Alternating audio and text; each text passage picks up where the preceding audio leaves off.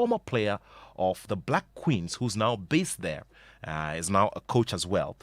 We'll be giving her perspectives about the early 90s, early to mid 90s, when she used to play women's football here.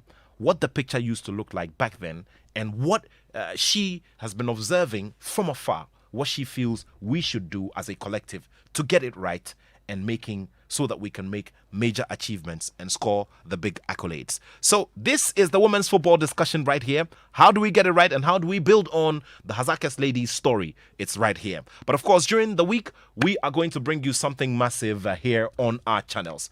It will be led by the Joy Prime channel, and it is the live broadcast of this year's Ballon d'Or. It's the biggest individual prize in world football, and this year it is coming home to the Joy Prime channel. We'll begin the broadcast late afternoon, and we're hoping that you're going to stay glued to your sets. And of course, we're going to be also on radio and bring you updates online. So Gary Al Smith has been telling us what to look ahead to when it comes to the Ballon d'Or. Immediately after that, we join our ladies from around the world, and we get into that big conversation of how we can improve on that performance that was put up by Hazakas ladies, the maiden edition of the CAF Women's Champions League, and then would see where we may not be getting it right at this time and how we can get things going and make even bigger achievements. My name is Nathaniel Atto. I'm heavily supported by the rest of the Joy Sports team with production, and I'm glad to have you here on board. Remember that our WhatsApp line is very, very active, and so we'll be loving your comments, especially those geared to this topic and those that are related. If you have any experiences as well, you've played before as well, or watched a women's football game or a league game as well, tell us what your thoughts are on how you feel we can improve the lot and get it better and make it a big product that can be sold to potential partners, so that it can become a whole, structured industry on its own, better than we're doing now. This is the Joy Sports Link. We begin with that look ahead from Gary L. Smith as we bring you the Ballon d'Or on the Joy Prime channel live on Monday. The Ballon d'Or will be broadcast on Joy Prime on Monday from 5 p.m. It's going to be a 4-hour show, so it's going to end around 9 p.m. and it will involve everything from the red carpet, where you see all the top nominees get out of their cars, do their press interviews. We'll also have some studio discussions that will also spice the coverage, and then of course we'll be having the initial events. They have different events before the main thing, and we're going to have all of it from 5 to 9 p.m. on Joy Prime, and it's just the multimedia group telling you that we are the home of sports and the big sporting events. So please do join us on Monday the 29th.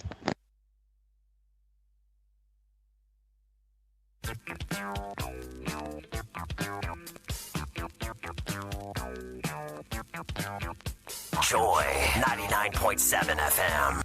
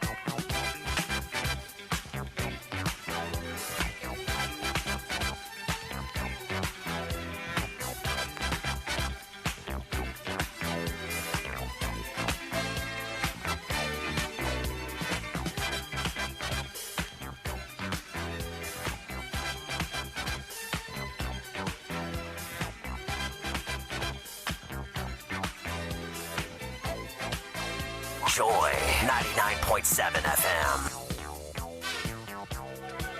Of course, we'll be listening to some emotional accounts from those who have been close to these players and, those who have inspired them, on this very, very big journey. So we will now begin the conversations here on the Joy Sports Link. As I mentioned, we'll be joined by a host of stakeholders in women's football from around the country and around the world. We would like to begin with Evelyn Insiasari, who is the CEO of Hazakas Ladies. She is joining us from Takrady. Let's welcome her. Thank you very much, Evelyn, for joining us. And once again, what would I say? Belated congratulations. I'm grateful, Nat. Good afternoon to your listeners. Thank you very much for joining us. And it sure has been a very, very busy couple of days after you landed back in Ghana. Very, very, very busy for the past 1.5 months. Interesting.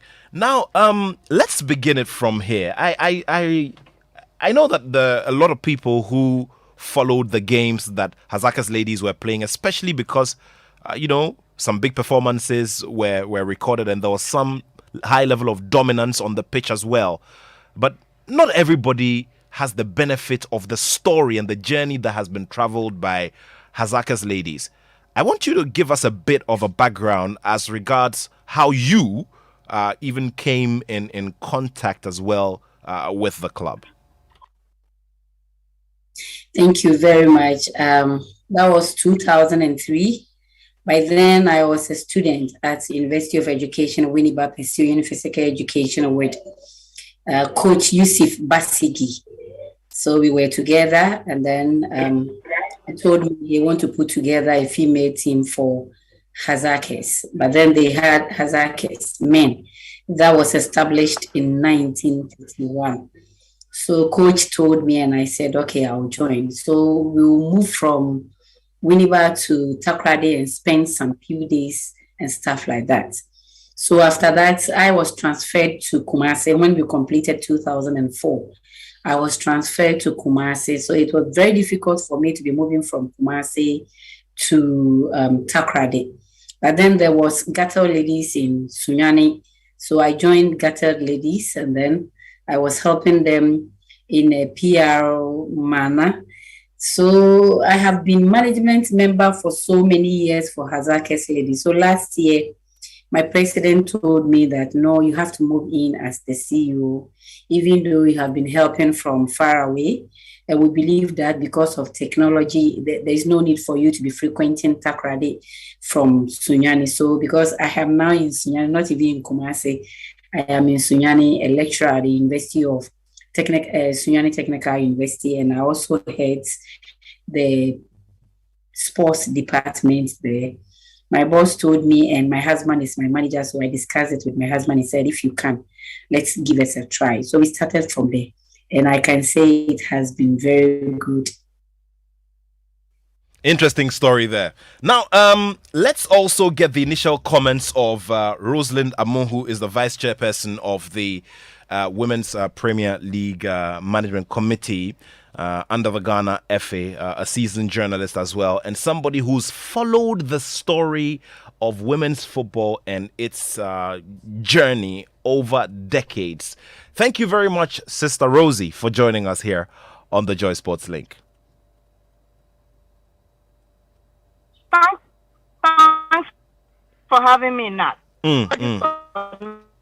Not being able to come to the I'm also at Kukwentimi right now for the celebration of the Ofeopenyin 60th anniversary. So that is why I'm not able to come to this. Okay, so I'm here with you. Yeah. So we'll be hoping that the next at the next competition you'd show heavily, make it into the final rounds. It'll be nice. We'll do our best. Okay, very well. Now, your initial thoughts. I mean, I'm sure that from where you sit and where you've operated over the years, the whole buzz about Hazaka's ladies struck you in a different way because you know the kinds of struggles that women's football has had over the years, and you know at close range what has been put in to get a side as strong as Hazaka's ladies. Sure. I think that my very first participation in the Women's World Cup in 1999, when the Black Queens participated in that competition. Afterwards, we were all trying to figure out women's football to at least catch up with the rest of the world. And one of the discussions that came up strongly was the need for us to have an inter-club competition at the continental level, and then also develop the grassroots, which will be for the national leagues for the various countries. At that point, not many people bought into that idea, particularly the Confederation of African Football. Unfortunately, we had quite a number of chauvinistic men who felt that, look, we can't even properly get our act together when it comes to sponsorship for male football. And so why do we have to extend it to women's football? But the struggle persisted. We had the crusade, and then FIFA introduced the inter-age competition. That is done. And then we also saw the participation of the various African teams at those competitions. We go, we do well, we show the potential, but we didn't have the experience and the exposure to be able to compete at those levels. And so the conversations continued. And I think that 3-4 years ago, we pushed it forcefully. And sadly, I must say that it had to take the intervention of FIFA, because it was only when FIFA insisted that, look, you should, as part of the development plan, the blueprint for women's football development in all countries and member associations, you should have national leagues, and then those national leagues should feed the intercontinental leagues. You realize that across the world, it was only CAF and Africa that didn't have intercontinental competition. We all know and have followed keenly the exploits of the South American competition and then the UEFA Women's Champions League. And so we were always hoping that we would get it. So last year when CAF announced that finally they were going to have the CAF Champions League, we were all excited, because then it meant that it would be a basis for further grassroots development, and then also it will help the national team. And I am proud. I am proud of what has been achieved with the first CAF Champions League. We had no doubt. Ghana, if you look at all the leagues, I think the most competitive national league to be organized. South Africa have been there. Kenya have started recently. Almost all the other countries are coming up. But if you want a competitive league, it was Nigeria and then Ghana. South Africa now has joined in. And so for me, we were looking for the opportunity to let the world know that, look, the grassroots development was paying off. And thankfully, everybody has seen it. It's years, like Coach Basigi would always say, it has been years of consistency, not giving up, dedication, and planning. And finally, it has paid off. So this is something that we need to do. And very soon, we will see it translating in the performances of the various national teams. Because now we would have no excuse that our players are not exposed to international competition. We have no excuse to say that our players do not have the required experience at playing at that level, because the Champions League provides all that kind of platform. Interesting stuff there.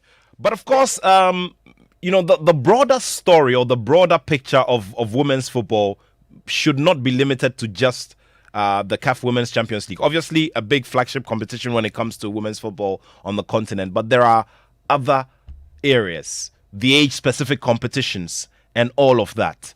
How would you assess us and how well we've done, and our commitment, the commitment on us as a collective towards women's football? I think that as an association that leads the development and promotion of football, the Ghana Football Association has done very well. In 2012, 2011, Congress took that bold decision after we had pushed that, yes, we were ready for the Women's League, the National Women's League, it was called then. And with the support of the late Ben Kofi, Coach Francis Otia Kenten, Samade, and even Yike Afani, we were able to put together the blueprint and the format for the league. When we said that for lack of resources, we were not able to play a truly national league, a lot of people criticized and took us on. But then without sponsorship, it was very difficult for us to do the kind of league that everybody was expecting. And you shouldn't be surprised that CAF is doing the same. The CAF Champions League, as we know it, should have been one that we see clubs moving from interplaying at that level where you go to one country, you play, and then there will be the home and away basis. But because we do not have those resources that will help fund all these competitions and travels, CAF decided the best option was for us to have the club competition, which they will still call the Champions League. When we call the league, we know that a league is a home and away basis. But for this one, they decided that they will adopt the name Champions League, but they will adopt the tournament format. And that is it. If we have the resources, we shouldn't struggle at all. Because I have always maintained that when it comes to skill and talent, Ghana does not lack. What we do not have, and probably we should be having more conversations about those, is the resources. Sometimes to even get, you realize that now most of the steps or pitches that are being provided are artificial pitches. We don't have natural grass. So when you are not careful and you have a team that will have to travel to go and play on natural grass, it may be a problem. Almost all the pitches that are being developed and sports and which we have access to, when I say we, women's football has access to now, are all artificial grass tests. And that is one. The other one is sponsorship and motivation. Look at the effort it had to take Hazaka's ladies for them to go around cap in arms, begging for money. For support to be able to travel to honor their participation in the CAF Champions League. As a nation, we haven't done enough. Not time and again, we've had complaints. And it's not like it's hearsay. I have been part of the process, so I know that when it comes to the national team's travel, calling players to come and prepare for international competitions, we need to literally beg. If the FA doesn't have money to bail us out, then we are stranded. But when you go to South Africa, the Bayana are treated like the Bafana are. They don't have to worry their heads over it wherever the players are. If the coach says, I want this player, and the player is in Portugal, the player is in the US, the player is in the UK, the player is in Sweden, the FA and the government will make sure that the player is brought down to meet the coach and meet that need. Unfortunately, we do not have those things. And so every time we always have to look inward. We will go for tournaments and come back, and players will be fighting and pushing and protesting so that they will be given their allowances and all. Yes, that. and talk about that. Talk about that. Yeah, talk about that. I'm reminded of 2015 when the ladies won the the gold medal at the Africa Games. It became a lot of drama. They literally had to overstay in the hotel and all. Not even the drama. Yes. Even the qualifiers that got us to the African Games, as well as the 2016 African Cup of Nations in Cameroon, they had to go and come back and then come and protest for them to be paid their bonus. And these are things that I always say that, look, it doesn't happen. Nat, you remember that at one of those competitions, I don't remember which of the competitions, the Black Stars came back and their allowances were in arrears for just about 3 months or 2 months. You remember that infamous thing that John Mensah, the then deputy captain, had to go and block the FA for him to get attention, so he will be giving, so they will be paid their allowance. And then quickly, that thing, Alaji Hat, may he so rest in peace, because he realized that it was bad PR for them. They quickly came and said, oh, no, and that John had only seen him, and because he was on that friendly terms with him, John decided to block the entrance because he didn't want Alaji to go. But unfortunately for them, I was the only reporter then at that time, and now it happened in my presence, and I reported it. Since that time, it hadn't happened again. Maybe it went to 2010 when they also tried to cause an aluta there and all that. But for the women's football team, it is a constant happening. As we speak now, I wouldn't be surprised if we still owe them winning bonuses. But what I'm saying is that as a nation, we need to find a way of making sure that they are motivated to the point that all these things become a non-starter. We don't even talk about it anymore. When we do that, yes, the girls are desperate to get the platform to exhibit their talents, because obviously it will give them other opportunities. Now we talk about Grace Asantua, we talk about Priscilla Dubia, Chris Lottery, and all of them. They have, through the national team, their participation and playing for the national team, gotten the opportunity to play in other European leagues. I am sure that many of the Hazakis ladies, because of the exposure and this thing they're having to play for. When it comes to the national teams, it is the assembling of the best of players. But if constantly we put the players on edge, we do things to make them feel that look, they are not worth it's not worth the effort to be playing for the national team, we will not be able to doing justice to the development plan we have. But now it is not just about us, it is about the game and the brand. And everybody within the 2 weeks that they were in Cairo, they were brand ambassadors for Ghana, because at every given time they call Hazakis ladies, Ghana's name would be attached to it. And I think they made everybody proud. And that is what we should be looking at. So that as a nation, we need to decide what we want to do. And Nat, it brings me to the discussion of having a sports fund.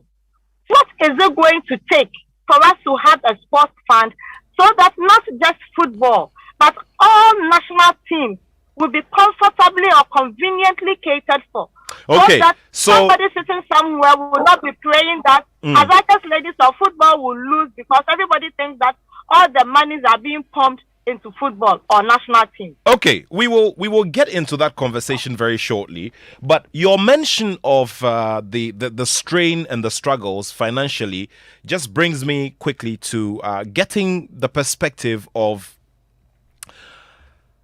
a former player of the Black Queens, whom I've already introduced, has massive experience when it comes to playing from the junior level through to the senior national team.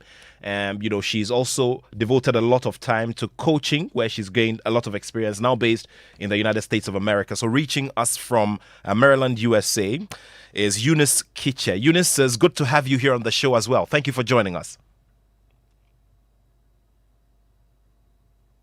All right, so we'll be getting the perspective of Eunice very shortly. Again, let me come back to Evelyn, but before that, let me see if we can touch base again with. So we'll try our best to touch base again with my blogger friend from Nigeria, who's been doing a lot of work when it comes to following women's football. Monsura Olatunji joins us from Nigeria. Monsura, can you hear me? Yes, please, I can hear you. Thank you very much for joining us, and it is great to have you here. We got to a point in the discussion, and please do put on your video so that because of our friends on Facebook. Thank you very much.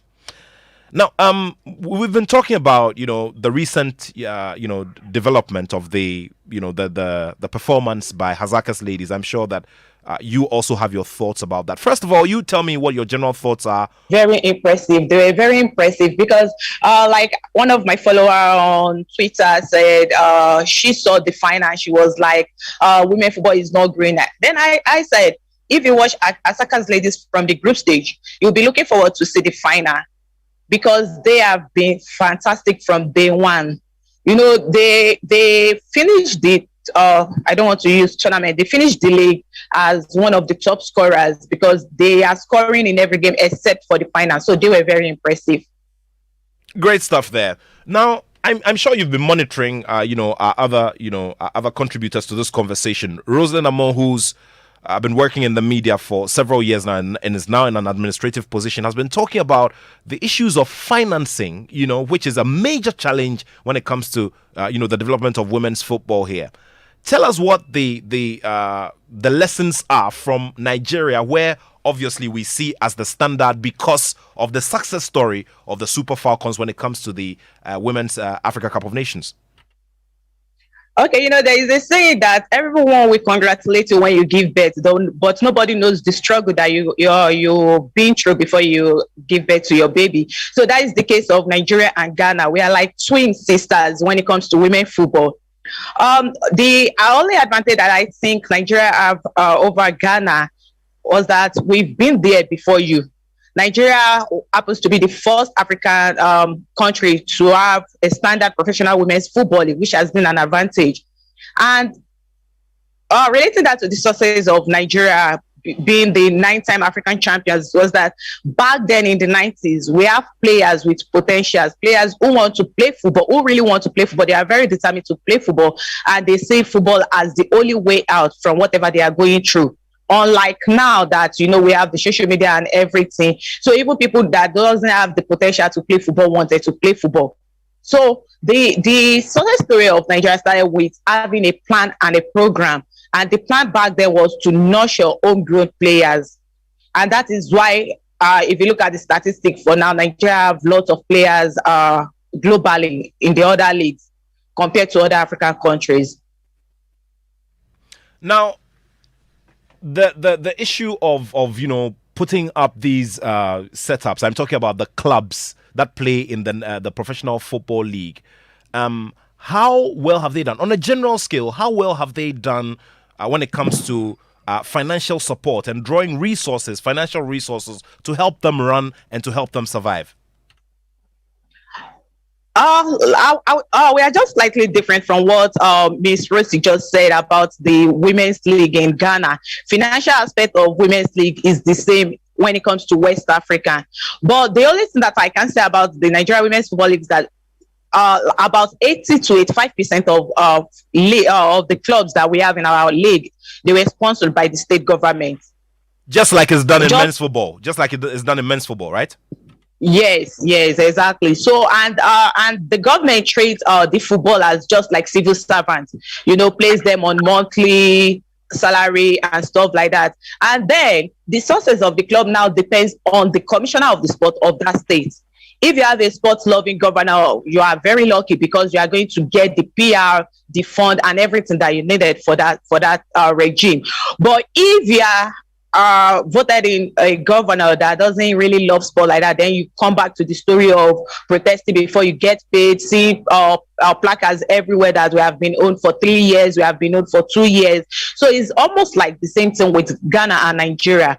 And I think the only way forward is to get more investors into women's football. We should have the private sectors coming into women's football. You know, it will be more easier. But because most of the time when I sit down and I look inward with everything that has been happening with women's football in Nigeria, I believe that the government are treating women's football as charity. They do not see it as any other thing than charity. They believe they are just helping the girls get out of poverty, instead of considering it to be a platform to promote the nation. Interesting stuff there. If you just joined us, this is the Joy Sports Link on Joy 99.7 FM. Greetings to all of our friends who are joining us from around the world. Very shortly, we'll also be connecting with Eunice Kitche, who's a former player of the Black Queens and now a coach and doing all different sorts of things to support the game. She also has her perspective to bring this conversation. You just heard the contributions from our friend from Nigeria, and she's been bringing, us, the reality on the ground when it comes to everything that they're doing there regarding organizing women's football and all of that. So Monsura Olatunji is a journalist, and she runs the Mulat Sports Gist blog. Okay, so let me go back to Evelyn Nsiansari, the CEO of Hazakas Ladies. Now, hearing this account from Monsura, does it surprise you? Because you'd expect that, at least because of the kinds of performances that are shown over the period, especially from a country like Nigeria, you'd expect that there will be more seriousness attached to women's football and conversations around it. Well, Nat, I think what my sister is saying, it will be a little bit better than what we experience here in Ghana, because over here the teams are private individuals who have putting these girls together, private individuals who are having their own work somewhere, and then the monies that they will get from their main work is what they will use to sponsor the ladies. Yes, I believe that. From where I stand, and if I look at how women football is developing in other countries, one would have wished that the governments will just join in developing the women, investing in it. Gone are the days. I strongly believe that when Gattel, Post Ladies and other companies were having teams sponsoring them, I believe that was how it should have been this time. But what do we see? You are talking of only 3 teams that belong to the services. That's when we have prisons, immigration, and then the police services. So they are being sponsored. And I understand that all the police people contribute. They have money that they pay every month so that they will be able to develop their teams so well, not for the women's team alone, but other disciplines, like athletics and volleyball and other stuff. But those of us who are working with the individual teams, it has been very difficult for us. You rightly mentioned that we were begging for money before we went for Egypt. If you remember, when we were going to Ivory Coast, we went by road and we were beaten by Rivers Angels because we were tired in the first match. And then we came back strongly during our second games. I believe that not if some of the corporations will adopt the teams, that will help us a lot. I believe that every government is supposed to create some jobs for his country. So we believe that those of us in women football, we are creating jobs, just that we don't have enough to be able to pay these girls. So I believe that if the government will invest in women football, there is no way government will have a standard, a permanent team for the national teams, except relying on the various private teams that are owned by individuals. Now under 20 is in camp. And then I can tell you that we have about 6 players joining them. So if the government has to keep under 17, under 20 Black Queens, under 15 for 2 years, 3 years before they go on any tournament, I don't know how the government will take it, but government is going to rely on our teams. So if the teams are doing well, if the teams are properly managed, it is the national team that gets the benefit. It isn't the individual. Even though the individual will get something for playing for the national team. But I tell you, you can be in camp for 6 months. If your team is not able to qualify the tournament that you are in, you will not get anything. I have worked for the national teams right from under 17 through to the Black Queens. And I can testify that sometimes you can spend all your time at Pram Pram and you come empty-handed. So I believe that if the corporate institutions will also jump in, invest. Now football has become, it has become something that so many people are engaging in it. When you go to Morocco and you look at the structures that they have for women football, you'll be surprised. I tell you, in the next 2-3 years, I don't think Nigeria, Ghana will be anywhere where Morocco and South Africa will be. People have understanding of women football, and they believe that when you invest in women football, you get a lot from it. It has become one of the careers that when you go to school and they ask you to write about your career, you want to write about it. Look at the happiness, the euphoria that we have gone through for the past 3 weeks. I have never seen this support before. I only saw few of this support in 2004 when the Black Queens have gone to Ibadan to play Super Falcons for the Olympic Games qualifiers, and then we drew 1-1. Even Ghana team scored the first goal before the Nigerians equalized. So when we came back 2004, 14th February, it was like we were thinking that we are going to run over Nigerians, but they took us by surprise and they won through penalties. That was when I saw this euphoria. I saw this support from every corner. So it is only in football that brings people together. It is only in football that even if you have problem with your wife or your husband, they will clinch you when there is a goal without even knowing that they have problem with you. So women football is coming of age, and I believe that the government should get in. The government should at least sit down with the stakeholders in women football, have a conversation with us. We are looking for government giving these 20 teams to each of the agencies.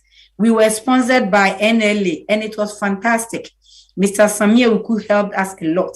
So if NLA will adopt Hazake's lady, what can't we do when we go again? We have qualified, and then we'll be going for the qualifiers in Ivory Coast next year. Money is the problem. The administrators are there. They are ready to work 24/7. Nat, it will interest you to know that we work without salary. Yes, you work without salary. We are not being paid. Wow. We are doing sacrificial job for women football. I am not being paid, but my president would dip to his pocket and say, you have done well, take this. There is no money anywhere. So I believe the corporate institutions should look at what Hazakes did at Egypt and start writing a different story. So many times you go to them and they will tell you we don't have budget for it as part of their corporate social responsibilities. If they will adopt Hazakes this year, and then maybe from next year they adopt the other teams, I believe next year we'll go there and write a story. You are playing with a team that has been promised $14,000 each.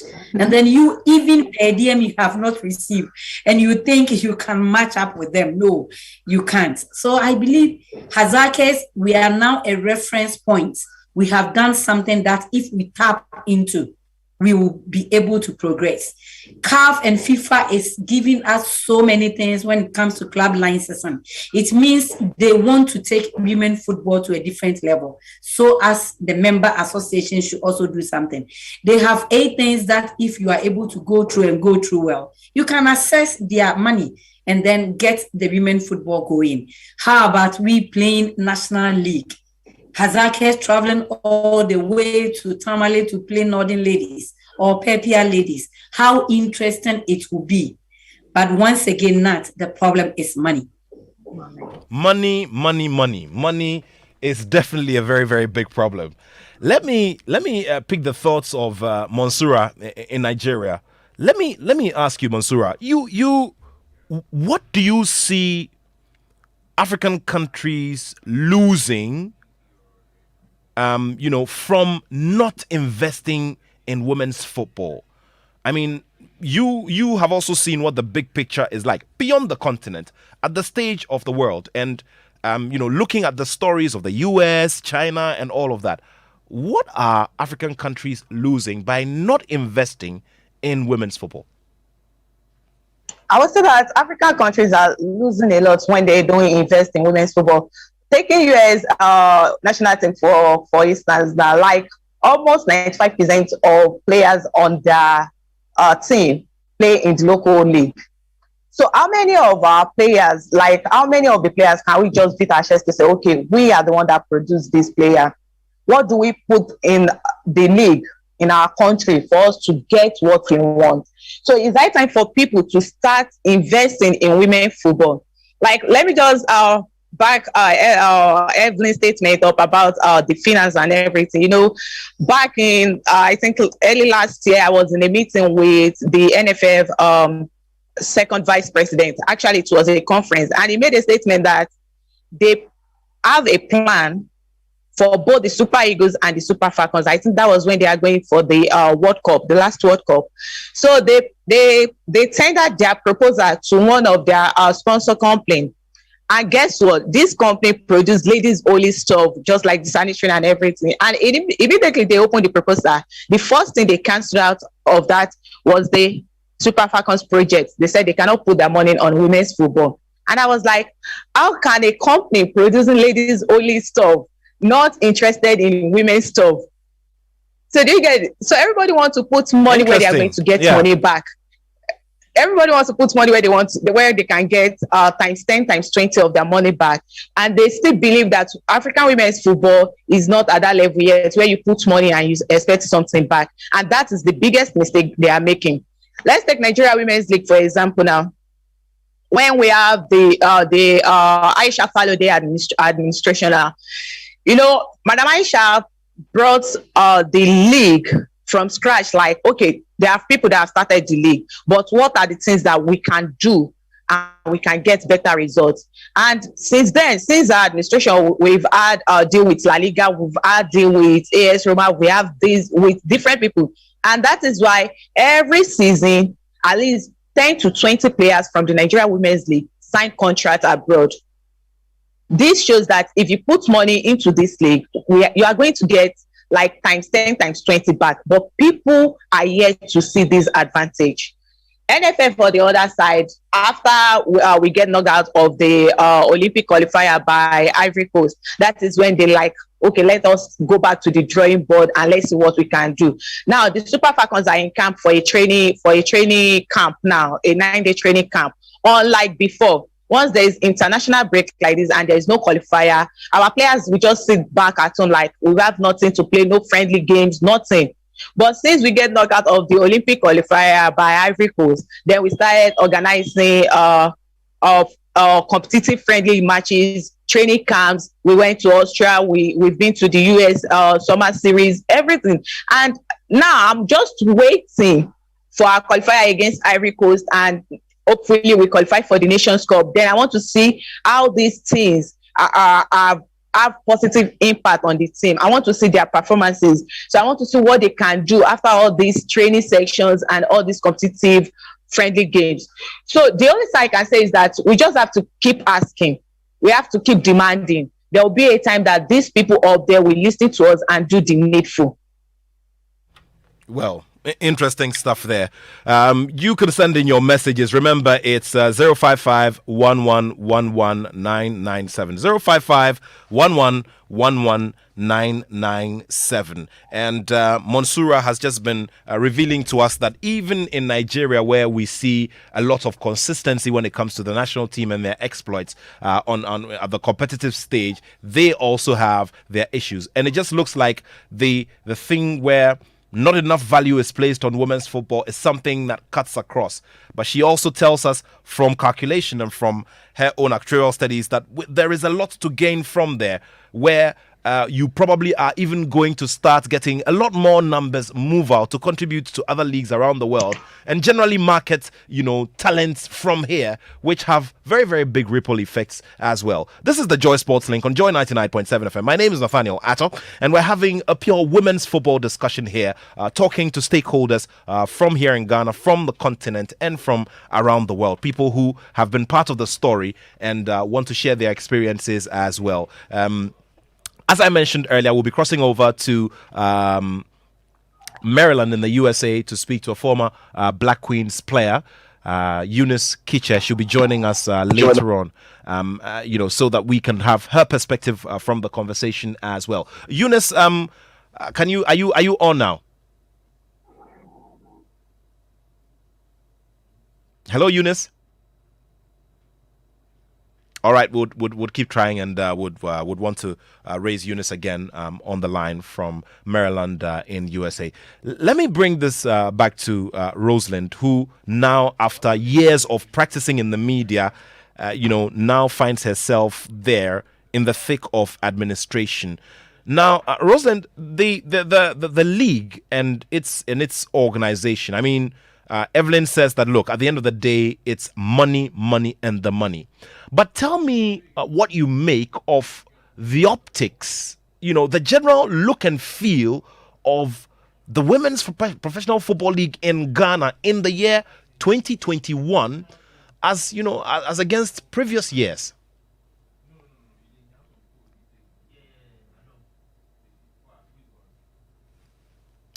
Hello, Rosalind, can you hear me? Okay, so we'll okay. All right. So if let me send this to Evelyn. Evelyn, I want you to tell me as well. I mean, what you see, because you have operated within the space in different capacities and at different levels. How would you assess the general look and feel of the Women's Football League? Yes, I think that as my friend from Nigeria said, if you invest in well, whatever the case might be, you get it. Yes, I was an athlete and I started involving myself in women football from 1997 when I have completed training college. And from where I sit, those young boys, young girls that we took them for Milo games, you see them right now, you see that it is sports that has made them who they are today, especially those in football and other stuff.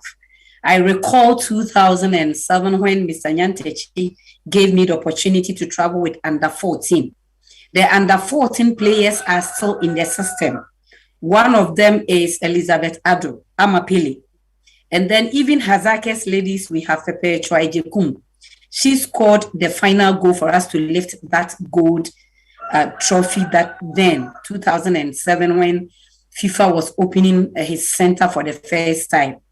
So if you look at it carefully from this point of view, you realize that if we put in more resources, we will be able to get something. Madam said from Nigeria, she said every year they transfer about 20 players from their league to either Spain, either Italy, or other countries. Have you checked the money that is coming in? Let us look at Oshola, Barcelona. Are you not happy that one of few people within your league system is playing in that top league? It is money. And at the end of the day, Oshola is having a foundation in Nigeria. Oshola is helping build young girls so that they also become Oshola in the near future. So why not ours in Ghana, in Africa? Why are we not investing? We should be able to invest in this. Evelyn, you forgot to add the remittances, which come in sometimes on a daily basis and sometimes on a weekly basis as well. Look at that, my brother. And that is great. That is great. When you have about 10, 20 people playing in the other leagues in Europe, you see that when you call for national camp and they are coming, you feel at home. You know that you have players who are there. In fact, not that our coaches here are not good. We have perfect coaches here. But when they go there, they add value to already what they have. Now in procurement, we are moving to sustainability. We are looking for things that you'll be able to use today, tomorrow, and then in the near future. Why not women football? I keep saying that it will be very difficult for any of the African teams to become as World Cup champions. It is very difficult. But in the women terrain, it will be very easy with small push and small resources for either Black Queens, Nigeria, South Africa to be champions. And this is what people do not understand. We should be treated equally. I guess it is 90 minutes, 90 minutes. We do not say that women are playing, so it's 70 minutes for women. No. Is it not the same referees that we have officiating both games, male and female? We need money. Corporate institution. I believe the government should lead this campaign. I think 2017, I went to Mr. Siama's office. I told Mr. Siama that let me use your office to get sponsorship for the women team. But then we were preparing for 2016 World Cup. Mr. Siama gave me that opportunity. We met corporate Ghana, about 10 companies. They were willing. And then in as much as we were putting together for that games, a mass expose happened and everything went to sleep. So I believe that corporate Ghana can start something. We are there. And you see, I haven't seen any Ghanaian player going abroad and then the team getting so much. What I do see is that they go and then they go to school. Hazakes, we have about 20 players in the US. Most of them are not playing now. But through Hazakes ladies and football, they are doing something well in US. And then lifespan for women in football is very short as compared to men. I don't think that from 35 to 37 we can play. By then, you are weak. So we should have a policy that will also bring them to a different level. We are training coaches, we are training administrators, we have players who are becoming welfare and other things. We can do better. That is why in women football, we also talk about education. Those of us in women football, Nat, I tell you, you don't even eat your own salary because you go to the village and then you bring a player. You have to put that girl in school. That girl has to get JHS education. You take the person to SS and then after that, if it is nursing training, if it is training college. So there is a whole lot of things that we can do. There are a whole lot of strategies that we can put together in order to develop women football. CAF has started something and FIFA is also doing same.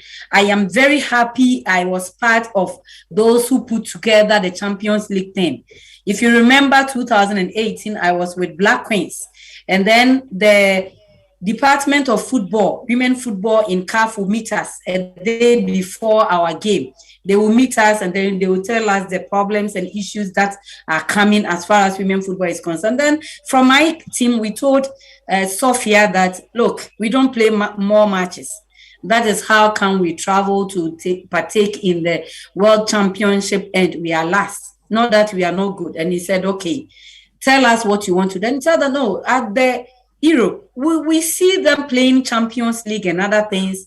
And then even the 8 teams that compete for African Cup of Nations, we think they can double up to 16, whilst the men are moving to 24. And they said, okay, something will be done. And then last year it came that women are now 12. And then it hurts that for the first time for so many years, Black Queens is not partaking in the African Cup of Nations, whilst we are even 12 this time. Yeah. So we are happy that CAF has taken this up. And we believe that CAF will also come with another strategy, because as I speak with you, we are done with Champions League and we don't know whether they are going to give us money or not. We went there with 28 players and technical team. Apart from that, CAF told us because of COVID, we can add. So we add up, we were 23 players, and then unfortunately, CAF sponsored only 21. And you know, if you want to have a good bench, you are not talking of 7, you are talking about 9. The administrators, CAF, will never take care of us. These are some of the things that we also have to put together in a document and send it to CAF. And then we can also send it to our member association that when we are representing Ghana, it is not Azakes, it is Ghana. It is the member association. So we have to see them doing more. That you wake up in the morning, you move from one company to the other. We are helping the country. These girls are not on the streets. These girls are not moving from one room to the other, looking for men, but they have something doing. Yes, government introduced the NYA money, 500 Ghana cedis every month. But I think it is not enough. Nat, I tell you how much we spend every year. You'll be surprised that Nana Benyin Eison is able to put Hazakes together for 18 years now. Wow. Look at where we are located. Yeah. Takrade, and we are alone there. Yeah. You have to travel every other week. And this year, I tell you, we'll be coming to Accra for 6 consecutive times. Wow. And look at the transportation. Okay. You cannot travel from Takrade and get to Accra and you want to play the same day. You have to come and sleep one day, accommodation. So these are some of the things. The government can even have sponsorship with STC. There is STC in Takrade. We wake up in the morning, STC will pick up from our clubhouse, come and put us at where we will stay in Accra. Government is taking care of that. You see, these are some of the things that government, you listen to the lady from Nigeria. She said their people are taking care of the class. So if you have somebody who is sponsoring you, you will do more than what the individuals are doing. Very Look well. at Madame Abibata, fabulous for so many years. Look at Sister Ajua and Frank Todd, Ashtown ladies, so many years. Nana Mpimda, it is money. Sometimes you even ask yourself what you get, but the passion is driving us. Well, more to go into, especially regarding how we can practicalize all of these. But let's now cross again to Maryland, USA, where Eunice has been on standby for a bit. We were having a little challenge with our connectivity, but now we have a Eunice. Good to have you on the Joy Sports Link. Hello, can you hear me? I can hear you loud and clear. Great. Very well. Now, you know, we've gone into the discussion a little bit, and I'm very sure that from where you sit, there is a lot that runs through your mind, especially seeing that, you know, in 2021, we have, you know, okay, I think I lost. Did I lose her? Can you hear me? I can hear you loud and clear now. Yeah, very well. Okay, great, Very well. great. No, so you know, in 2021, one club has done well in a flagship competition. Before that, we had you know, feats like qualifying for the World Cup, appearing there, and all of that. And it just turns out that even with all of these, we do not have that commitment, or we do not see it as a very big platinum mine that could help in our development generally. How does that make you feel from where you sit? And of course, this is not only in Ghana. We have, contributions from Nigeria as well, who are a powerhouse when it comes to women's football, and the stories are similar. There's that premium is still not been placed on women's football, unfortunately. Well, it's considering what we could have become. That's how I see it. We could have become bigger, considering what we had on the ground back then and the opportunities we've had from the past. You guys were talking about the girls in, was it the under 17s who came third in the Juvenile World Cup? Yes, exactly. I thought we would have used that opportunity to begin to rebrand women's soccer, because it's frustrating if you consider where we were before and how low we've sunk, and you see other countries where I would say back in the day couldn't tie our shoelaces, doing very well. And Ghana, the Ghanaian fortunes in women's soccer dwindling by the hour. Yes, it's not easy. Yes, there are challenges, but we can do better by roping in the right people. You see, the right people coming into play, people with the technical know-how, people who will be ready to work the graveyard shift to make things happen for Ghana. Because when you look at Africa, I always tell my kids around here that where I come from, nobody teaches you how to play soccer. You just pick up a ball and you run with it. So on that aspect, we are blessed. But when it comes to the technical aspect of the game, that is where we are lacking. You see, anybody who wants to put money into women's soccer wouldn't want to just dump money in it and walk away. If a government, or let's say a corporation or an entity, wants to put in money, they need something back.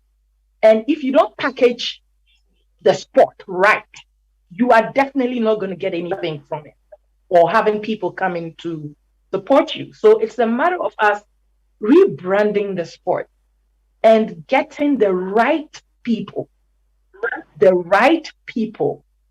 people with the technical know-how, the administrators who have their heart and soul in the sport. We're not talking about people who are just going to come to take a sniff at it and walk away, or the fair weather or merry weather people who would only come in when it's all peaches. You see, you need people who would be ready to work, so then we can push this sport forward. Because it's sad, if you sit back and you watch how our fortunes are and how we've sunk, and seeing Hazakes Ladies come out to be, quote unquote, the face of Ghana women's soccer now, I'd say let's take this team and run with it. Let's take their achievements and run with it. Let's begin to work it. Let's begin to put them where they belong. And in that sense, we're saying we want to lift Ghana women's soccer by using these girls as the impetus for people to be drawn to it. You see, the lip service is too much. I've been hearing people talking about what they've done and how bad it's become, and so on and so forth. My question is, what have you done? You see, I'm happy to hear the lady who was talking. I think, did you say the CEO or something of Hazakes women? Yes, Evelyn. Evelyn is well. Yes, sure. Yeah, I think she's doing well, but it's not enough. She can't do it alone. The owners can't do it alone. It takes a village, as they say, and everybody would have to put their hands on board to help. But it's all about the branding. You see, these women have made it, or have opened a door. It's now up for people out there to hold the door open, because I know my people. We would all be jumping and going crazy about the successes of this team, but we will soon forget that it takes work, you see. So to answer your question, it's frustrating from my angle, seeing what we can become and the opportunities that come and go because we don't take those opportunities at heart to work them to become something that we can be proud of. You see, so all hope is not lost, but it's all about the branding. It's all about how we package it. If we package it right, we're going to get the right people to help. If we package it right, and if you get the right people, I keep emphasizing on this, the right people. If we get the right people in, yes, and the right people should be ready to work too, to make things work. I don't know if I answered you, but Eunice Kitcher is joining us from Maryland, USA, where she's been based for some years now. Contributed her bit as a player of the Black Queens, the national women's football team of Ghana, the Black Queens. And, she's also played a lot of club football and at the junior level as well, from the clubs, and has massive experience in coaching and all of that.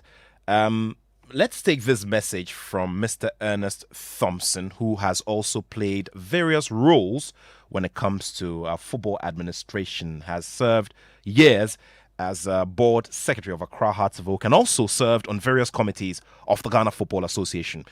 Now, he sends this message and says, good program as always. Evelyn said what happened after 2004 when the women's national team drew with Nigeria in Abeokuta. Now, so the South African Bayana is sponsored by their national oil company. So if we get companies to sponsor, the teams, let's at least set up a sports fund, which has been on the drawing board for at least 10 to 15 years now. I was chairman of the national football team when I was in the GFA, serving with the likes of Alhaji MND Jaula, Mr. Adikoka and all. And they took the team to the tournament in Abeokuta with Coach Afrani. Now, the team produced a lot of players, some of whom are in the US now, but lack of funding is inhibiting their progress. Okay, thank you very much, Mr. Ernest Thompson, for that message. Remember, 055-111-1997, 055-111-11997. Now, Eunice, you raised a very important point about branding. Earlier, Rosalind Amo talked about, putting up this sports fund, and that is something that came in also from Mr. Ernest Thompson, the seasoned football administrator and lawyer. Now, you have been away from it physically for some time now, but we always talk about getting the right people, putting our shoulders to the wheel and all of that. So for instance, with all of the experience that you've garnered and you're contributing out there, would you be willing, for instance, if somebody reaches out to you to come and be part of the process, to do another I mean, there's always a plan. I mean, there's a plan, there's a blueprint, but come and also, I mean, not necessarily come back to resettle here, but help the process. Are you willing to do that? I haven't seen the plan yet. Until I see the plan, then we can talk. I haven't seen any plan yet. And I haven't had any talks with anyone yet. But if I see the plan and I see, the terrain, if the terrain is workable, why not? Okay, we're talking terrains here, and you find yourself within the place which we can refer to as the standard because of the success rate and the kind of structure that they run. What are some of the blocks within that structure that is run in the US, for instance, when it comes to women's football, that you feel we can replicate here and work around and make it work? Okay, so when it comes to the U.S., women's soccer is broad-based, where we have kids as young as 5 playing, and we have leagues that are run. Some go throughout the year, some are seasonal, like the summer leagues and so on and so forth. And then we go to the schools as well. Basically every school plays soccer or has a soccer team. It doesn't matter if they're good or not, they play soccer. So you have a lot of kids being introduced to the sport at very young ages. And so with that, we have a league system where they play throughout the regions, for instance, or the states or the counties, where they run leagues for all these kids to play in. And also people like me run private private leagues or camps for these kids to play in. So the government runs down the line from age whatever, 5 to 20, whatever, and also in the schools and the colleges. So it's a broad-based grassroots kind of format. In Ghana, if we begin to introduce school soccer for girls, across the board, every school, every city, every village, across board, if we have such a level of play where all the kids will be encouraged to play the sport, it gives us a little bit of a leeway, because the base is broad, identifying talent will be easy, you see. But it all takes a lot of work. It's not going to be easy. What we have here didn't start a day. It took a long process to get where we are today, for even the WSL to be thriving now. It took a lot of work, But the thing is, if you don't package yourself right, nobody will want to help. And it takes a village, like I said before. Let me put it this way. In my county, for instance, okay, we have games that are played in the county outside of the schools. And these are run by private people. And so these private people, they solicit themselves. They don't look up to anybody. You see, sometimes you have kids even selling cookies to generate funds for their teams. You see, just like the Girl Scouts do, where they sell Girl Scout cookies to finance whatever they want to do. The kids do the same thing, you see. So if we're talking about having such a system, it's not going to be us looking every time we need money, looking at the government or looking at corporations. The clubs themselves, the owners themselves, the trainers themselves have to start something, you see. Because if you let's say if you own a club, for instance, and all you do is go put in your own money and run this club and do whatever you have to do, and that's the end of it, you are not getting nothing back. But if you are working hard by making sure that you're playing tournaments, giving the girls the exposure, you see, putting their names out there, when you go knock on a door and you ask for $5, trust me, somebody is going to give you 20, because they've seen what you're doing. You see, interesting. Interesting stuff there. They can really identify with you. Very well. Now, Eunice is giving advice to all these club owners who are putting in their money all these years and are not seeing anything. She thinks that now that reach out must be done. Let's take the perspective of Evelyn Nsiasare, who has something to add to that. Nat, from what Eunice said, I guess 2007, when we came from Switzerland, there was this program that Mr. Nyantechi introduced. So all the people who were working at Ghana Education Services with the background of physical education came together at KNUST, and they organized a coaching course for us. Then that we were going to be coaches, educators for all the districts and other disciplines. They started with that program, and I don't know where it got to. And then if you also remember, there was this 4-year business development where we had administration, physio, and other coaching staff and other things. Not that we are not there to develop, as Eunice is saying. It all boils down to money. If you can remember, we used to have games, regional games, national games, mobile games, Milo games, and these are the places that we pick our players from. When you pick them, where do you keep them? You see this Pram school over there. It was Nyantechi's time. They wanted to start with academy and then in women perspective, but it never materialized.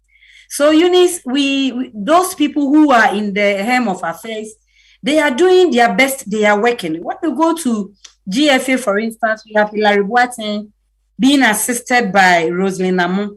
We are not organizing a different league. Everything is under Ghana Football Association. Not until maybe if we decide to do what the Nigerians are doing. Aisha is looking for money everywhere in organizing their league. DS is different. Over here, everything comes under Ghana Football Association, and they are doing well. Except that we as Ghanaians, I believe that the understanding of women football is a problem.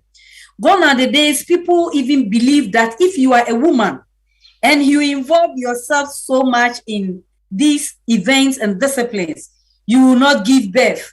You will not do this. Your body will be like a man. But I tell you, there are people who have never been involved in any discipline, but when you see them, they look like a man. These days, we have beautiful girls playing football. Look at Hazake's ladies. We have ladies there. Why not corporate Ghana using us for billboards? If we cannot use the entire team to sponsor us, we can do individual sponsorship. Nathaniel, any team can pick one player from Hazake's. Okay, we are sponsoring Milots. The boots, everything that Milot is going to wear is going to be sponsored by the team. And with this gradual process, we'll get there. Okay. But when we just look at the few individuals who are using their monies, and at the end of the day, you are not selling any player. I am happy when your friend said most of their players are playing outside because they have a contract with those in La Liga. When you go to Roma, they have that partnership with them. When are we in women football in Ghana going to have these partnerships so that we all benefit from it?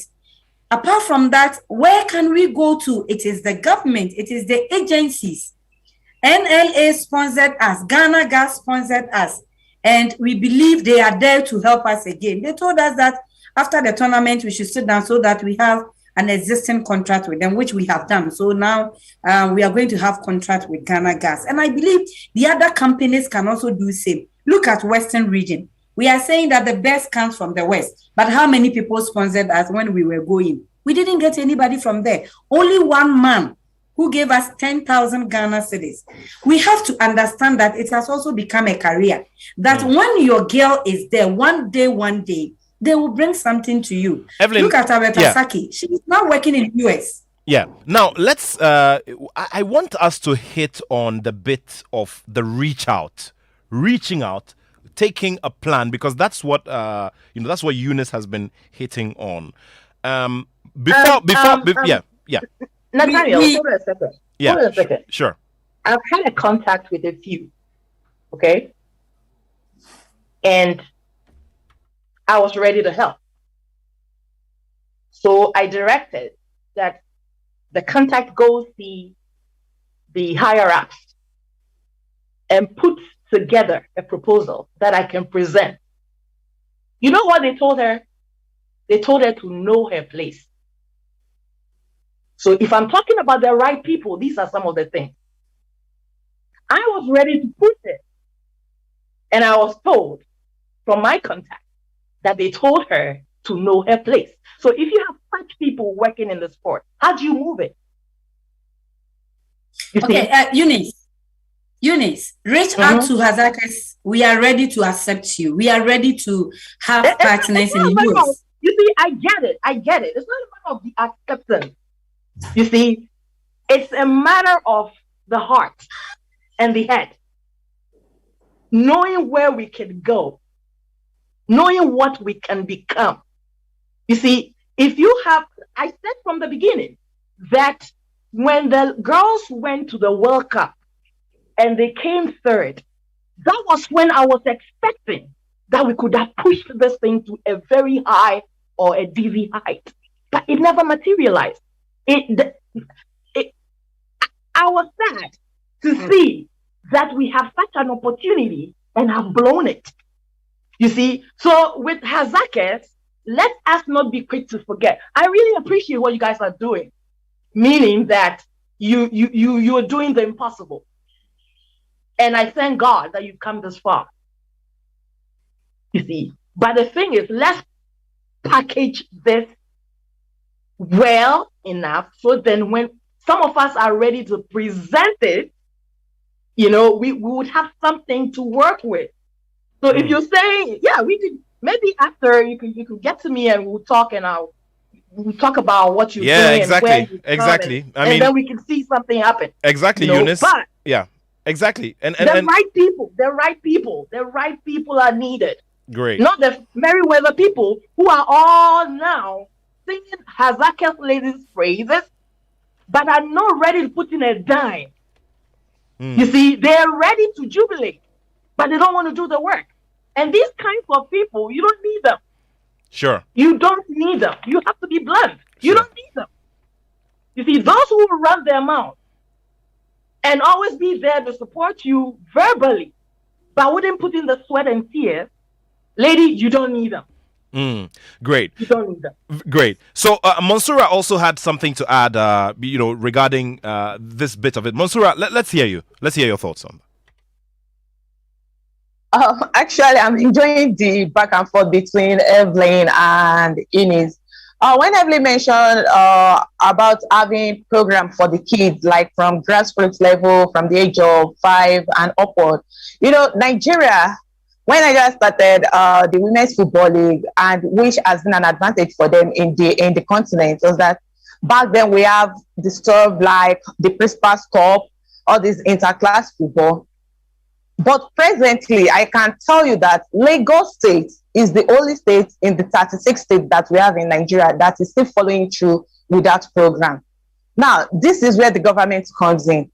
Evelyn, things are done differently in US. I mean, in US, because the United States have a system that works. What we lack in Africa, or let me say West Africa, is continuity. There is no policy that ensures that you are going to get return in your investment. Like taking Nigeria, for instance, now, we have people, maybe ex-players and people coming from abroad to come and invest in the football. And under 3 months, then they come up with the federation will come up with a policy that is going to ruin them. Like you said, that your contact says stuff or something like that. It happens to you in Nigeria because when you propose something, they will tell you, what are we going to gain in return? If the person up there is not going to gain something personal in his or her pocket, that project is not going to materialize. And I think that is the problem we're having in Africa.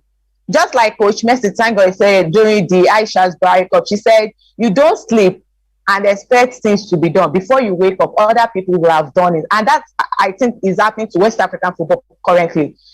The like of the North and the South are catching up with West Africa. During the Aisha Barry Cup, South Africa beat Nigeria and Ghana. And the same thing happened at the CAF Women's Champions League when their representative, Mamelodi Sundowns ladies, beat both Rivers Angels and Asaka's ladies. So I think the emphasis that I want to lay is about getting the right people into administration. And when you talk about packaging and branding and everything, I think the problem we have with marketing is that we have too many greedy people out there. People are ready to bring in money. They are ready to invest. But those at the realm of affairs are just too greedy. They only care about their pockets and not what they can bring to the sport, which is the problem we are facing right now. Is to organize a program, to organize everything is very easy. But what is difficult to do is the continuity. Nigeria, we are doing this administration of Sunday Dare, the Minister of Sport in Nigeria presently. I think last year or 2 years ago, he came up with this Adopt an Athlete program, where we have the like of Dangote, the Bet Nigeria, all these companies. You have to like adopt an athlete, and when the athlete is going for any international program, you will be the one to sponsor them. But believe me, the next administration will come in and comes up with another project entirely instead of continuing what the present one is doing. They will come up with another program that they will come up with another program that will rubbish the one that is working now.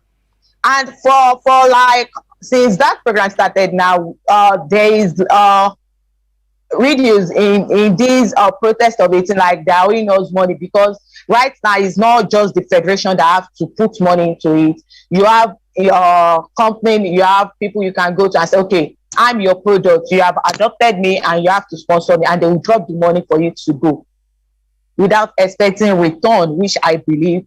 But most of the time, policy is the problem. The government policy is the problem, that we are not getting investment in this women's football, because there is no assurance that, okay, you are going to get returns on your money. Okay, even if I don't get return, how do I account for my money to know if I'm profiting or losing?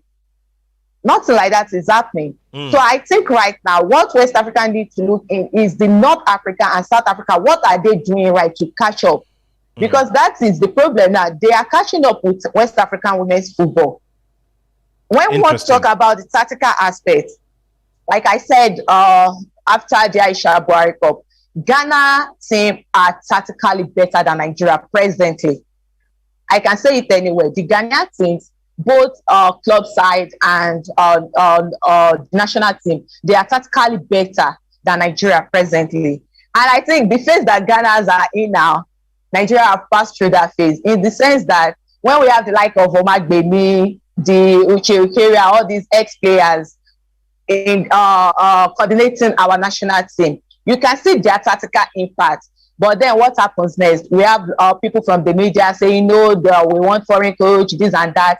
And now Nigeria, I think this is the second foreign coach we are having in the last 5 years. What have we gained? Tactically, we are not there. But the only thing they are doing now is that, okay, why is Nigeria having advantage over other African countries? It's because we nurture homegrown players. But that is changing now. You will look at the national team now and you see like 5-10 players from the diaspora. They have not been to Nigeria before. They know nothing about the culture. They have not taken or eaten the food or tried the weather before. Then you brought them in to come and play for Nigeria. Then they face a team like Ivory Coast or Cameroon. Physicality, body balance, everything, they are not there. So presently, tactically, Ghanas are better than Nigeria. Interesting thoughts there. And let me take this to Rosalind Amon, who also started the bit about, the solution, which is for Ghana, for instance, which is to get the sports fund running, get a sports fund running so that women's football can jump from this stage of its development in terms of its difficulties and its inadequacies to move to another stage where other things can be at the center of focus. Rosalind, please hinge again on that point. I had to break in and bring the others in at a certain point. So,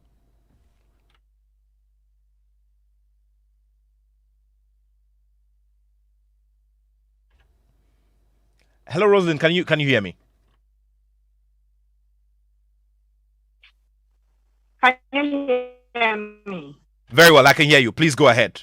Can you hear me? Very well, I can hear you. Yes, the bit about funding and what I'm saying is that yes, not when we came back, and I remember just before Hazake went to Cairo, I wrote a piece and I said that I hope history doesn't repeat itself. 23 years ago, the Black Queens were the first senior team to qualify Ghana for the World Cup. And we were hoping that it would have changed a lot of things for women's football development. We have talked about the fact that people didn't seem interested, the cultural bit. We have overcome that cultural hurdle. We haven't overcome the financial support hurdle. And for me, that is important. The structures are there. The structures have been laid. When Ben Kofi gave us the 5-year development plan, he did that for both technical, administrative, and business. And so all those structures are what has been implemented since 2012 when we decided to go into a league proper. The only difference between us and the others is that for Nigerians, they are sponsored by the state. So for instance, when you go to the Western region, perhaps the Western Regional Coordinating Council could say that, look, we want to sponsor Hazaka's ladies because they represent the region. You go to Bruno East and they'll say that they want to sponsor Ampimdakwa. Ashanti will probably sponsor Fabulous Ladies. So then it will push Ashtown ladies to another municipality where that municipal authority would sponsor Ashtown and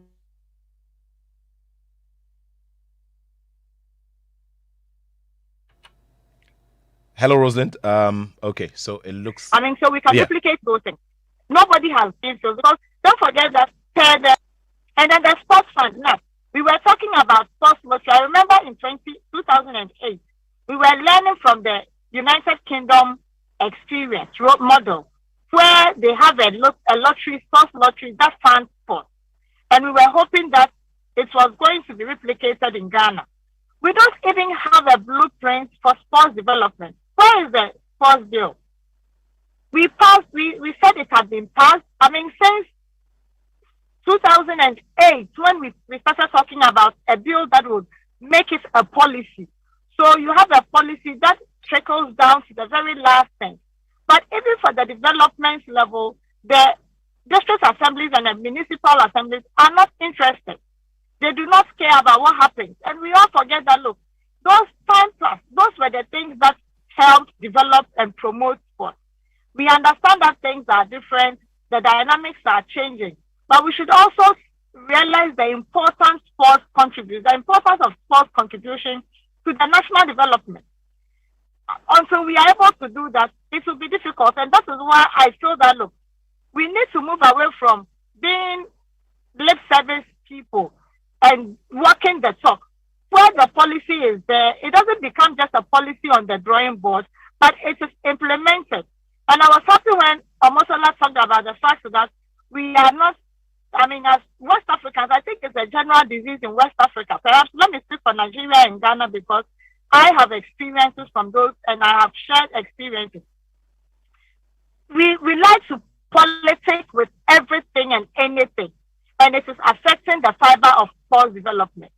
Somebody starts something and another person comes in and they think that, look, it is not my priority and so I am not going to do it. And they would abandon it. And that has been our bid until we decide that, look, we have gotten to a point where it doesn't matter. Policy is policy, irrespective of who is in charge and who is at the helm. We need to push through it and ensure that it is done. That we started off. And I will give you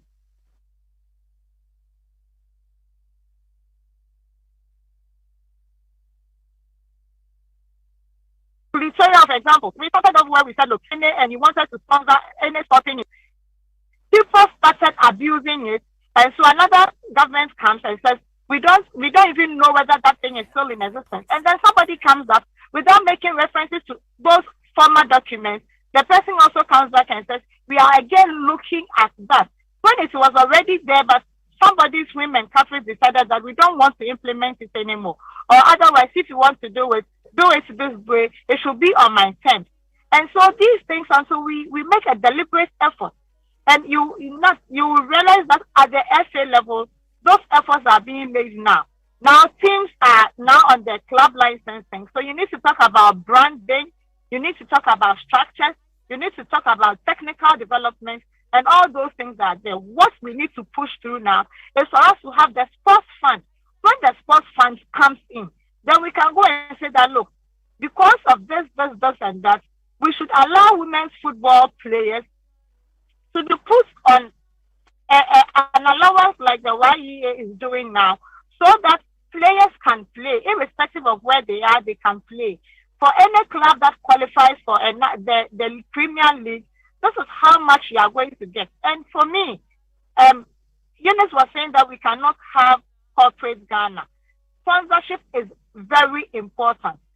First, wait. What did I say again? What did you say I said again? I said that it's not. No, what I'm saying is you are saying that individuals and the clubs would also have to have their business plans to earn sponsorship and raise funds. And I'm saying that it is very important because at the club level, you need to have your individual sponsorship so that when the league organizers or the competition organizers get the sponsorship, they are able to use it to organize the competitions and the tournaments adequately. Also, we are able to do that. We will be going round in circles. People will be working, but nobody will see it because the push is not there. Very well. The South African model has shown us, and it is because they are riding high on sponsorship now. Very well. Thank you very much, Rosalind. And we have run into the red zone regarding time. So I'll just go around quickly. I would beg everyone to see if we can do 15-second comments and wrapping up on what the future would look like and, our general thoughts. Is it possible in 15 seconds each? Let's begin with you, Monsura. Going forward, I would just say we have to get the right people in charge. Right people, when I say right people, I mean people that are not going to run things with emotion and politics. We need people that knows about this sport and how to take it forward. Thank you. Thank you very much. And I'm very, very grateful to you. Monsura Olatunji is a sports journalist. She's a blogger with Mulat Sport Jets Nigeria. Okay, so I would go to Eunice now. Eunice Kiche, who joined us from the United States. Eunice? Yeah, my question is, those of the so-called administrators who have been there forever should look themselves again in the eyes and tell me what exactly they have done to change things. Because if you've been there for 20, 50, 30 years and you have nothing to show that you've really put sweat and tears into this women's soccer thing to make it work, then I don't think you belong. Okay. That's all I can say. Okay. Eunice Kiche is a former player of the Black Queens who joined us from Maryland, USA. Thank you so much, Eunice. And I would give the final word to Evelyn Insiansari. We'll see if we can talk in 15 seconds. Evelyn. Yes, Nathaniel, thanks so much for this opportunity. But I just want to plead with the corporate institution and government that at least we have done something. The government gave House of Folk 1 million Ghana cedis. We have 3 trophies. House of Folk have 2. We have 3. We have League, we have FA Cup, we have Wafu Cup, and then second in Africa. So we are pleading with the government. Without their bus, things will be very difficult for us this season. So we are pleading for the government to also host us and give us 1 million Ghana cedis. And then we are also looking for a mini bus. If we can get it for all the 20 teams, we'll be very grateful. Nat. Evelyn Insiansari, thank you so much. It's been a pleasure, and trust me, this platform gets results. We will activate that conversation about, at least the visit to the presidency to pay respects. That one is standard and it must happen. Thank you so much. We sure are going to, continue the conversation. Thank you so much.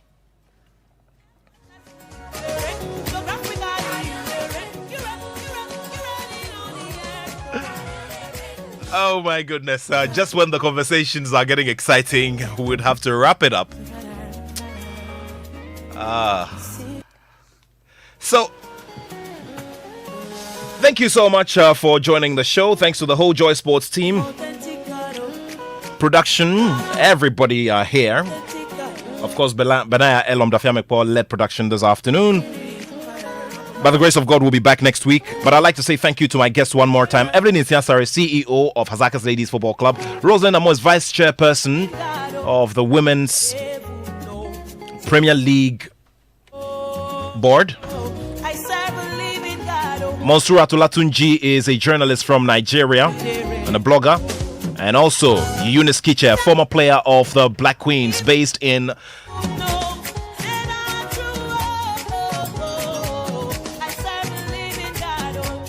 Maryland, USA. So Moba, George Niamakwe has joined me, whom I've been co-starring with recently in Dede. Yes. So Charlie, today I'm in blue. An Ogasco boy wearing blue, You know and in solidarity with the news people are not here. No. They are the vigil. I'm all 7. We're going to cover the vigil live. Charlie, my mobile friends, don't worry. You see, George has been on your case since. I don't know why. What's mobile friends? You mean Presec friends? Sorry, my other dear friends. You have friends there? I have friends and relatives. Oh, really? Yes. What a sad story. Then yours is double. You are a fisherman and you have friends who wear blue. They are farmers in the Greater Accra They are region. feeling so blue. It is not funny. Apparently, Charlie Paddy said, "T-shirt can it be?" No, but my question is, why wear the t-shirts? That is my only problem. Why wear it? Print them is not a problem, but wear them. I mean, we know of the political parties and presidential candidates who bought champagne and when you follow Chelsea, and printed cloth. Chelsea to the pack and Man U scores them 4. Why do you have to use Chelsea as an example Okay, here? let's use Kotoko. Hey, It's like when you want to get into trouble. when you go Kotoko, and then they score them like 3. Where will you pass and go? Hey, then they go carry or that there Fifi Johnson. I hear, Chris. No, Chris carries some people from fire. Global communications member. They go do fireworks. Hey, Charlie, relax. now the way they the fireworks, or let they play them 31st December.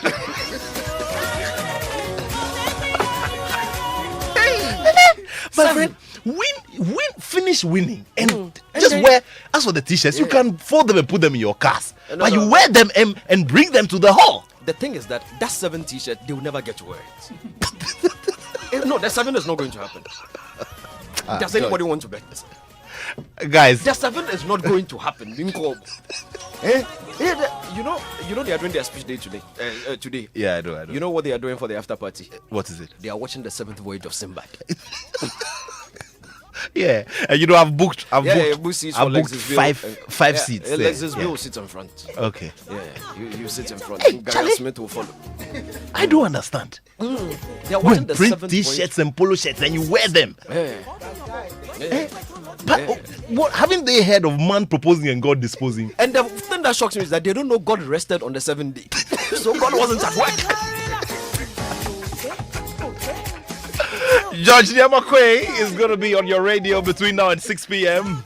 And he's going to be bringing you another edition of Showbiz A to Z. Guess what? That big interview we've all been waiting for all of these years. Abraham Edu, CEO of Goodies Music Production, the man who brought us big acts back in the day, pushed them to do big things. Tic Tac, VIP, all of them. The unfortunate jail experience, what life is like now. All of it is right here on Showbiz A to Z. It's been wonderful sharing your company.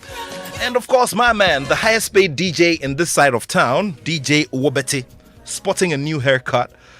We'll have you covered. Yeah, he will have you covered musically.